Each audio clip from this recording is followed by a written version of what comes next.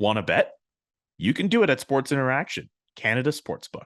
Football is back, baseball playoffs, and the hockey season are around the corner.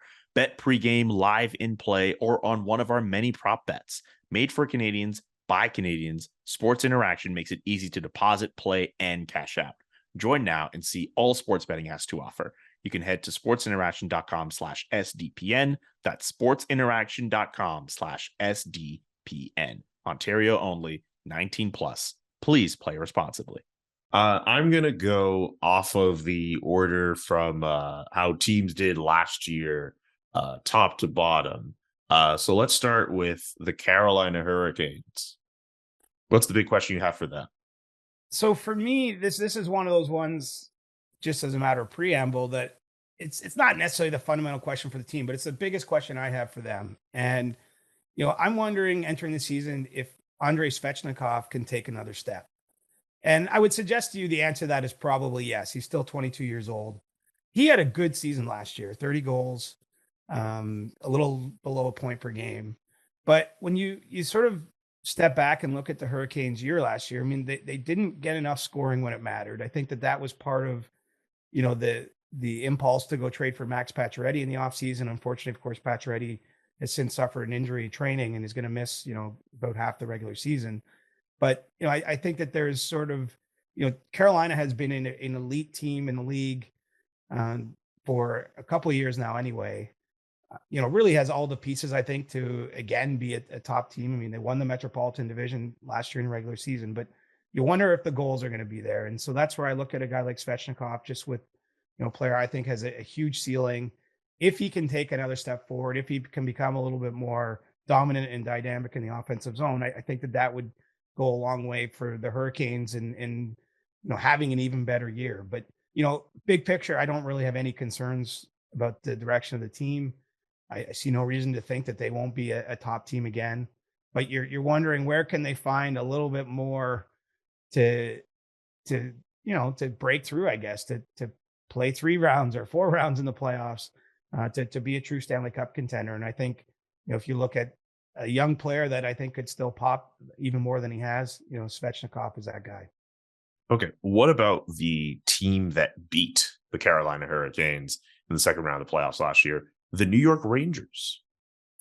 For the Rangers, I want to know, can they improve the process?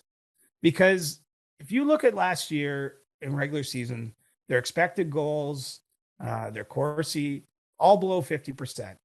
And, I think that we can look at this roster and again, it's hard to poke holes in it. I mean, Igor Shesterkin has clearly emerged as one of the NHL's best goaltenders, was its best goaltender last year in terms of the voting at award time for the Vezina Trophy. Love the blue line. Chris Kreider scored 50. You've got Panarin and Zibanejad. You got the young guys line. I mean, like this team, this organization has everything you'd want to see, and added Vincent Trocheck as well over the summer. But, I'm wondering if they can have a style of play that will lead to more likelihood of even more success than they've had in the past, because I think that they played with fire a bit at times last season. Maybe we're guilty of relying on their goaltender too much. Again, that's something you can do. Goaltender is part of the team. It's not necessarily that they should automatically lose games because they're giving up more shots. But I think that if they're going to take the next step as an organization and truly be a cup contender, you want to see them controlling the games a little bit more. And so that's the question I have for them is, can they do that? Or do they just rely on this high skill at basically offensive positions and in net to get by? And so, sometimes that's what the regular season is about. I don't think there's any question the Rangers are going to be a playoff team. I do think they're going to have another good, strong year, but can they take a step forward in how they play? That's the question I'm looking to see answered or not, because I think it'll give us a good hint heading into the playoffs, the likelihood of them going on a long run. Next one, the Pittsburgh Penguins. Can they hold off Father Time a little bit more? Right. And, this is probably an evergreen question for the Penguins. It boggles my mind, Julian. This is the 18th NHL season for Sidney Crosby and Evgeny Malkin and Chris Letang. I mean, these guys, they're truly, I'm not going to say they're at the end. Malkin's just signed a contract extension. Chris Letang's extension was for 5 years in the offseason. So obviously they intend to play for a lot longer, but we are getting down to the point where each season could sort of theoretically be one of the last you see them either as impactful players or players at all in the league. And, I like the off season in the sense that it almost felt right that Malkin and Letang are going to have a chance to retire as Penguins. Pretty cool that you can have three key members of an organization in Crosby, Malkin, and Letang, who I expect will play their whole careers in Pittsburgh. We'll see. Sometimes that changes. Maybe Sidney Crosby for his last season is going to want to go somewhere else. I mean, it's a little premature to get too far down that rabbit hole. But, when it comes to this season, those players are still so important in terms of the salary cap that they eat up, in terms of what they mean to the team. And can they produce? Can they extend this playoff streak, which is already at 16 seasons and counting for Pittsburgh, which is pretty remarkable in a hard salary cap league like the NHL has been during that time. And, if they stay healthy and they're still productive, I think the odds are pretty good. If Father Time gets its teeth into that team, I think it's going to be tough, even with guys like Jake Gensel and Brian Rust and other players that have become really good secondary players for them. I'm just not sure they're going to be able to carry the organization forward if Crosby, Malkin, and Letang aren't still key parts of what they're doing. Father Time, we have to remember, is undefeated. They have to keep that in mind for a lot of these different teams. I wonder if you have to think about that as well for the Washington Capitals as well. Yeah, I mean, if I was copying my own homework, I could just ask the same question. Instead, I'll pivot in a different direction, right? And when you look at Washington's offseason, the biggest move to me was bringing in Darcy Kemper, and so I wonder what can Darcy Kemper bring to this group, because last year the goaltending was a huge issue for the Capitals, and it felt like they were bouncing between Ilya Samsonov and Vitek Vanacek, and they could never find an answer. Like, it just felt like they would try one for a stretch, they try the other, and they never got to where they wanted to get to. And so I wonder, can Darcy Kemper off his cup year with Colorado stabilize that position? Maybe have that team win some games a different way, especially early in the year, right? I mean, Nicholas Backstrom is out, long term, but they're also starting the season without Tom Wilson. So those are two of their best forwards, and obviously two players that have been a part of that team's success. And so it's not just Father Time. It's can that signing that they made be impactful. They also brought in Dylan Strome to try to keep things stable down the middle. But I just wonder if Kemper can be a difference maker for them. If he can, maybe we're talking about them extending a playoff streak. But it's far from a certainty in my eyes as we enter the season that the Capitals are going to be back in the postseason, and so there's going to be a lot of pressure put on the goaltender. The New York Islanders are next. Was last year an anomaly?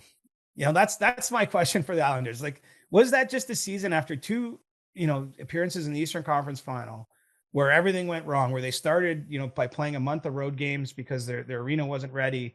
They were one of the teams really hit big by COVID early in the season. That, they had a lot of things that I guess you could say, oh, this is just a crazy year, and that was a write-off. Or is it just a sign that the Islanders have bled a little bit too much talent? Because, I think a lot of people looked at that organization, looked at Lou Lamoriello over the summer and said, you need a bold move. You need to go out and get a Nazem Kadri or try to make that trade for Johnny Gaudreau or sign Gaudreau in free agency, get involved in the Kachuk thing. I mean, I think that people are looking for an impactful, especially at forward move, and it just didn't come. There really was no sizzle to the Islanders offseason. And so I can't watch that and then not come up with a more pressing question than, does that just mean last year was like this crazy year where everything conspired against them and they're going to get back to being a team that sort of is better than the sum of its parts? Or are they just on their way downhill and free falling? And I think we'll probably get an answer early in the year from the team. I think that a good start is imperative for them, with just the way last season just felt like it was lost before it even began. So, that's my thought heading into Islanders training regular season, and I don't have the answer yet. That's why we play the games. That's why we play the games. Let's go to Johnny Hockey's new city, Columbus. What do you think about the Blue Jackets? Well, the question has to be around Johnny Hockey, right? I mean, that was such a surprising move in a sense that the day he signed with Columbus. I'm wondering what kind of magic he can make with Patrick Laine. And, it looks like they're going to start on the top line together with the Blue Jackets. Would expect they'll spend a lot of power play time on the ice together. And when you have such a gifted playmaker and someone so known for a shot as Laine is, you can see on paper why that makes a lot of sense. Now let's see what happens in reality. And I think Columbus still has some strides to make. They're weak down the middle compared to a lot of teams they're competing against. I think Boone Jenner will probably be their top line center to start the year. And so, there's going to be a lot of offensive pressure in my mind on Gaudreau and Laine to produce for them. And maybe they can make some magic together. So that's what I'm most curious about seeing with Columbus and really focusing on Gaudreau in particular too, though, because he made kind of a bold decision, you might call it, in the offseason. And there's a certain level of expectation, even though he's moved out of a Canadian hockey market, but there's still going to be a lot of eyes on what he does in his new home. And clearly the Blue Jackets are expecting a lot of him with the contract they gave him. Let's go to the New Jersey Devils. Can New Jersey get a save, my man?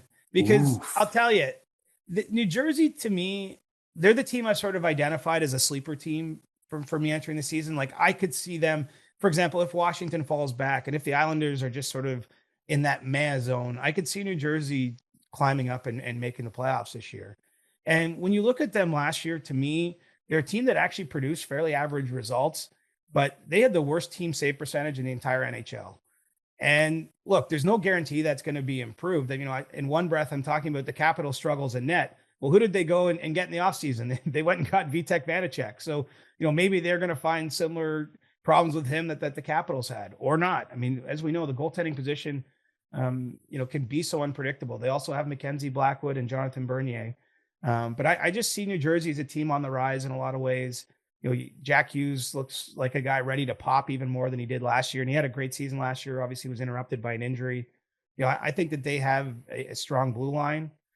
Maybe not enough difference makers up front, but they got Andre Palat in the offseason. I think the Devils are going to be a tough team this year, but to me, it's going to come down to if they get enough saves to allow some of their strong team play to come through. And so that's the question I'll be asking. And as I say, I'm not presupposing the answer, but I do think that they are a team poised to take a big step this season from where they've been, and maybe one that'll surprise a few people that aren't as high on them as I am.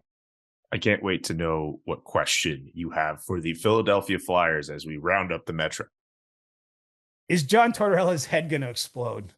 I mean, you have to. I say yes. You almost have to have some fun with this one because, not to make light of the Flyers situation, they've had a really tough run of injuries, going back to last year. They're starting another season now with Sean Couturier's status very much in question. There was some thought he might need another back surgery.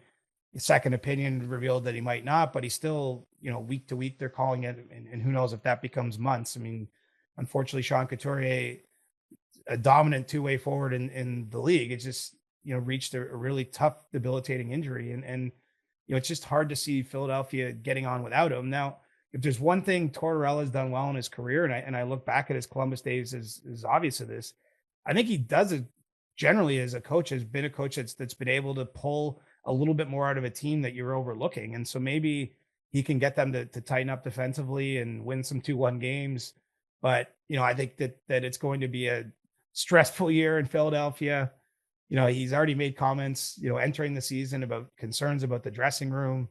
I think that it's sort of a get your popcorn ready kind of situation because there's the possibility of fireworks. And I just don't see a team that's built to have success, especially unfortunately with the bad run of health they've had. I mean, this just looks like a different team with Sean Couturier playing minutes, and we don't know if he's going to play. Ryan Ellis only played a handful of games last season, and basically don't expect him to be back on the ice. And so, I think it's going to be a rocky year in Philadelphia, and they have a pretty flammable coach who might make it interesting if it doesn't go the way he wants it to.